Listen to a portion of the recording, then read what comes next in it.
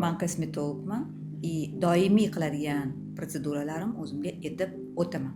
Bu biorevitalizatsiya, уходовая protsedura, то есть чистка, peeling va boshqalar va albatta botoks protsedurasi.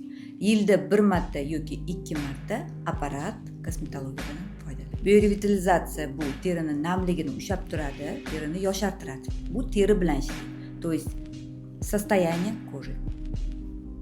Koja bilan yana apparat ishlaydi va mishsa bilan mimik ajinlarni yo'qotish uchun botoks qilaman обязательно.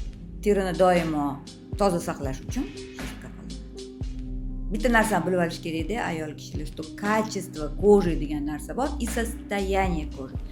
Качество кожи siz tug'ilganingizda beriladi Alloh tarafdan.